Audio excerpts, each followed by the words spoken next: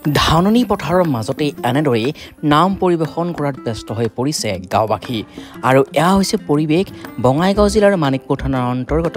অদলাগুৰি গাঁৱৰ আৰু অদলাগুৰি গাঁৱৰ পুৰণিপাৰাৰ লোকসকল এনেদৰে একত্ৰিত হৈ পেলাই মা লক্ষ্মীৰ শ্ৰীচৰণত সেৱা লৈ এনেদৰেই খেতি পথাৰৰ যাতে ভাল হয় যাতে কোনো ধৰণৰ কীট পতংগই ধৰিব নোৱাৰে সেইবাবে এনেদৰে পূজা পাতল কৰা দেখিবলৈ পোৱা গৈছে।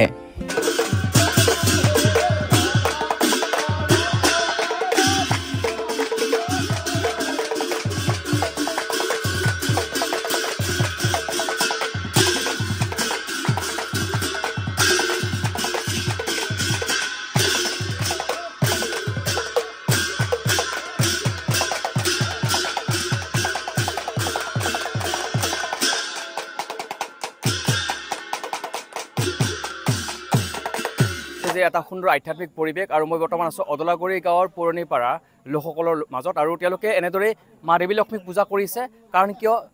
অদলাগুৰি গাঁওবাসী বিশেষকৈ তেওঁলোক খেতিপথাৰত ব্যস্ত আৰু অসমখন যদি আমি চাওঁ অসম এখন কৃষিপ্ৰধান ৰাজ্য তেনেকুৱা মুহূৰ্তত যিহেতুকে এনেকুৱা মুহূৰ্তত বিভিন্ন পোক পতংগই ধৰে খেতিপথাৰত আৰু সেই পোকে আচলতে বহুতো ক্ষতিসাধন কৰে সেইবাবে প্ৰতিটো বছৰে এনেদৰে এই বিশেষ যিটো মন্দিৰ আছে এই মন্দিৰটোৰ আচলতে এনেকৈ পূজা পাতল কৰে আৰু আজিও অদলাগুৰি গাঁৱৰ পুৰণিপাৰাৰ লোকসকল একত্ৰিত হৈ পেলাই এনেদৰে মা দেৱী লক্ষ্মীক চৰণত সেৱা লৈছে তেওঁলোকে নাম কীৰ্তন কৰিছে আৰু আশা কৰা হৈছে যে আচলতে যে খেতিপথাৰ সুন্দৰকৈ যে থাকে দেখা হৈ আছোঁ আপোনাৰ সুন্দৰকৈ খেতিপথাৰৰ দৃশ্য আচলতে এইবাৰ খেতিপথাৰ খুব ভাল হোৱা বুলি কৈছে যদিও বৰষুণ কম পৰিছে আৰু এই দেখিছে এই আচলতে অদলাগুৰি গাঁৱৰ পুৰণিপাৰাৰ লোকসকল এনে একত্ৰিত হৈছে আৰু এই পৰিৱেশ এই বছৰ নহয় বিগত বছৰৰ পৰাও এনেদৰে একত্ৰিত হৈ পেলাই তেওঁলোকে মা দেৱী লক্ষ্মীৰ চৰণত সেৱা লৈছে আৰু আশা কৰিছে যে বিশ্বাস কৰে তেওঁলোকে ভক্তি কৰিলে বা তেওঁলোকে সেৱা আগবঢ়ালে আচলতে তেওঁলোক খেতিপথাৰ ভাল হ'ব বা পতংগই আচলতে খেতিপথাৰ নষ্ট কৰিব নোৱাৰিব সেইবাবে এনেদৰে একত্ৰিত হৈছে আৰু একত্ৰিত হৈ পেলাই তেওঁলোকে আচলতে মা দেৱী লক্ষ্মীৰ চৰণৰ সেৱা লৈছে আৰু এক সুন্দৰ আধ্যাত্মিক পৰিৱেশ বুলি ক'ব পাৰি আৰু আজিৰ পবিত্ৰ ক্ষণতে এজাক বৰষুণো দিছে কিনকিনীয়া বৰষুণ দিছে আশা কৰিছে যে এই বৰষুণ যাকে আচলতে আশীৰ্বাদ হৈ পেলাই আহিছে আৰু মা দেৱী লক্ষ্মীৰ চৰণত তেওঁলোকে সেৱা লৈছে আৰু আশা কৰা হৈছে আচলতে যি খেতিয়ক লোকসকলে যেনেদৰে ভাবিছে যে এইবাৰ তেওঁলোক খেতিপথাৰ ভাল হ'ব তেওঁলোকৰ উন্নতি হ'ব বা মা দেৱী লক্ষ্মীয়ে তেওঁলোকক চাব গতিকে আশা কৰা হৈছে যে সুন্দৰকৈ হ'ব আৰু এইবাৰ সেইবাবে তেওঁলোকে বিগত বছৰ পূজা পাতল কৰিছে ইয়াত সকলোৱে আছে বিভিন্ন ব্যক্তি আছে জ্যেষ্ঠজন সৰুৰ পৰা ডাঙৰ পৰা সকলোৱে আহিছে আৰু সকলোৱে বিশ্বাস কৰিছে যে আচলতে এইবাৰ যি তেওঁলোকৰ যি খেতিপথাৰ খুব ভাল হ'ব আৰু আপোনালোকক এই বিশেষ প্ৰতিবেদনৰ জৰিয়তে দেখুৱাই আছোঁ কিছু পৰিৱেশ।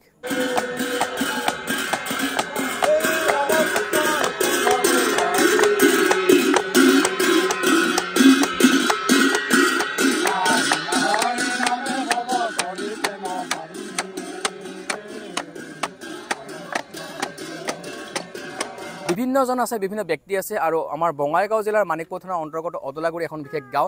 অতিকৈ ডাঙৰ এখন গাঁও আৰু বিশেষকৈ খেতিয়কসকলে খুব ব্যস্ত হৈ পৰিছে তেনেকুৱা মতে এজন বিশেষ জ্যেষ্ঠ আছে এও আচলতে এটা বিশেষ চাকৰি কৰিছিলে এতিয়া অৱসৰপ্ৰাপ্ত কি ক'ব আজিৰ বিশেষ দিনটোত? নমস্কাৰ বতৰক নিউজী আমাৰ ইয়াতে নিউজ ল'বলৈ আহিছে ইয়াৰ কাৰণে আপোনালোকক বহুত বহুত ধন্যবাদ। গতিকে খেতি এইবাৰ বৰ বেয়া নহয় ভালেই হৈছে কিন্তু অশেষ কষ্টৰ ফলত হৈছে এইবাৰ যেনেকুৱা এটা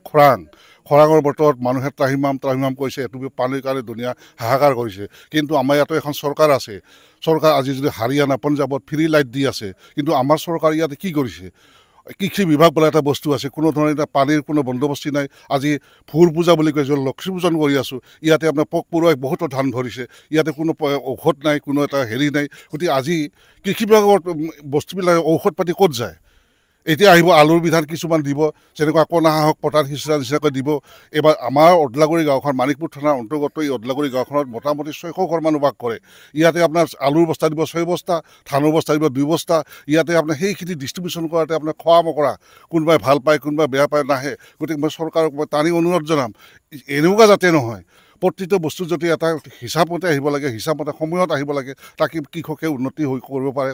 আজি চাওক এইখন পথাৰ বহু